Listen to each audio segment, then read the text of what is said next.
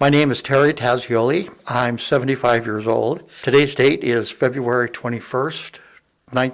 It's not 1923, it's 2023. Hi, Terry. I am Molly Swain, and today's date is February 21st, 2023. I'm here at Providence Mount Vincent in Seattle, and here with my dear friend, Terry. It's interesting that you had a slip of tongue there for a second and said 1923. Yeah, no because kidding.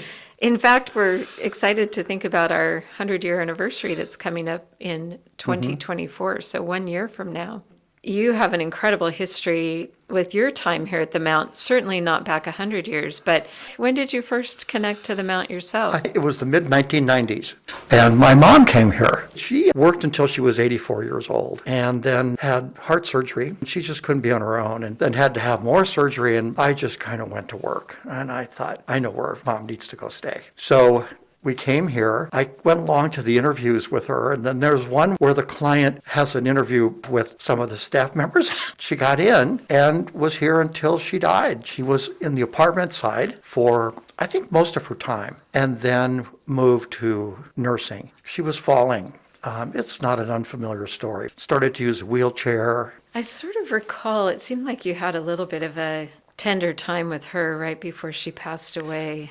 When she was dying, the folks on the floor had brought in a harpist to play. Mom was really agitated. I mean, she really wasn't talking, wasn't communicating very much, and was just, you could just see, she just was going through a lot of miserable stuff. So I was there, the harpist came in, started to play, and I'm just watching. And I watched this person calm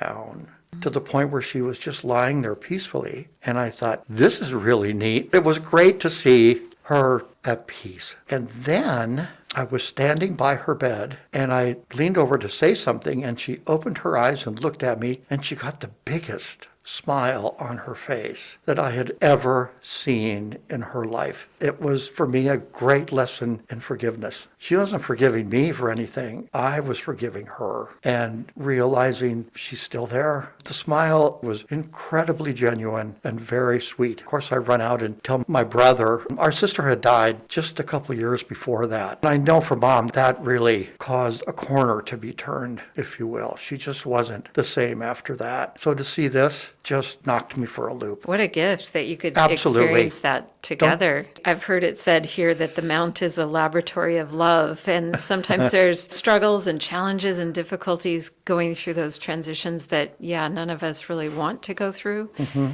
But when you can have those moments, it's just priceless. I think so too. And I had two aunts here too. My Aunt Mary and my Aunt Mildred. Well, it's pretty important to have a place, right, that you can have confidence in and turn to. And as we do approach our anniversary coming up next year, would you feel strongly that it would be important for a mission like the Mounts to continue? It has to. It has to continue.